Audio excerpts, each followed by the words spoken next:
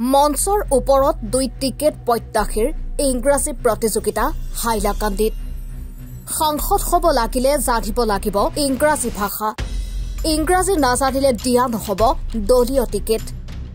কৰিমগঞ্জ লোকসভা সমষ্টিৰ প্ৰাৰ্থীৰ বাবে AIUDF দলত ৰখা হৈছে এই যোগ্যতাৰ মাপকাঠি সোমবাৰে হাইলাকান্দিত AIUDF প্ৰধান মৌলানা বদৰুদ্দিন আজমলে চলালে দলীয় প্ৰাৰ্থীৰ বাছনি পৰীক্ষা আগন্তুক লোকসভা নিৰ্বাচনৰ বাবে নিজ দলৰ ভিত্তি মজবুত কৰাৰ লক্ষ্যৰে সোমবাৰে হাইলাকান্দিত উপস্থিত হৈছিল AIUDFৰ প্ৰধান মৌলানা বদৰুদ্দিন আজমল এই উপলক্ষে হাইলাকান্দি জিলা দিননাথপুৰ গাঁৱত আয়োজন কৰা হৈছিল এখন জনসভাৰ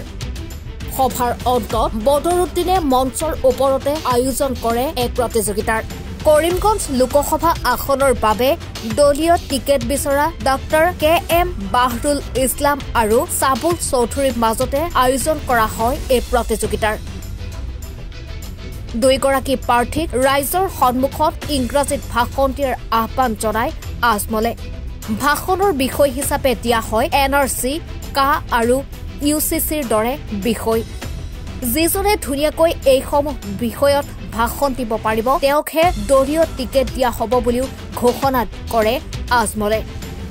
পিছে দুই প্ৰাৰ্থীৰ মাজতে এনে প্ৰতিযোগিতাই আমোদ দিয়ে উপস্থিত ৰাইজক এপিনে কেৱল মাত্ৰ কৰিমগঞ্জ সমষ্টিৰ প্ৰাৰ্থীৰ বাবে এনে প্ৰতিযোগিতা ৰখা হৈছে বুলিও জনায় আজমলে আনহাতে অহা 1 সপ্তাহৰ ভিতৰত এজন কংগ্ৰেছী বিধায়কে AIUDFক সমৰ্থন জনাব বুলিও মন্তব্য আগবঢ়ায় মৌলানা বদৰুদ্দিন আজমলে এবাৰ MLA টিকেট মানে MP টিকেটৰ কি মানে বাছাই প্ৰক্ৰিয়া ৰাখিছে আপুনি দেখিলে এটা বাছাই আমি হেতু প্ৰসেস লৈ আছো সব জায়গাত আমি কৰিম কি প্ৰসেস না আমি ৰাইজৰ প্ৰতিনিধি ৰাইজে বাছক কোন মানুহ বেছি যোগ্য পাৰ্লিমেণ্টৰ কাৰণে ৰাইজে দি দিব ভোট হৈ গল পিছত খালি ভোট পৰিব ভোট ধান হবা বাকি একো নাই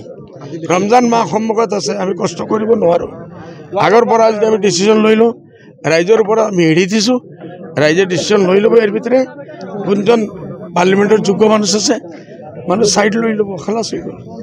আজি দেখিলে এটা ইন্টারভিউ নিচিনা হলে আপুনি না হইছে হ'ব আকো হ'ব আৰু বহুত জায়গাত না আমি হাজি আমিনুল তো নগাঁও দি দিছো মই নিজক সিলেক্ট কৰি দিছো আপোনালোকৰ দুৱাই ধুবুৰীৰ কাৰণে হা মাত্ৰ এটাই সিট বাকি আছে কৰিম মই এইটো হৈ যাব চল ওকে দেখা গ'ল এইটো সিলেক্ট হোৱাত কিয় ইমান লেট হৈ আছে দুটা অলৰেডি সিলেক্ট কৰি লৈছে না আমি ভাগ চাই আছো কংগ্ৰেছে কাক দিয়ে ময়দানক আমি যেতিয়া আমি নগাঁৱত জানো গৌৰৱ গগৈ পাব খালাস ইয়াত এতিয়া কোনে পাব কংগ্ৰেছে কাক দিব আমাৰ নতুন লিডাৰ সাহেব টিকেট ল'ব না নল'ব এতিয়া শুনি আছো তেখেতৰ একদম গৌৰৱ গগৈ যোৰহাট খেলাৰ প্ৰয়াস চলাই আছে শুনিছো মই শুনা নাই দেখা গৈছে কমলাক্ষ দেৱগেছে ইতিমধ্যে বিজেপি সমৰ্থন কৰিছে গোটেই হিন্দু নেতা আছিলে কংগ্ৰেছ লাহে লাহে এটি বিজেপি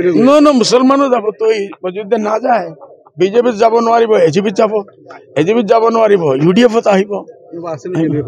একদম কণ্টেক্ট আছে হাইলাকান্দিৰ পৰা সুৰজিত দেৰ ৰিপৰ্ট এনি ভাৰত 24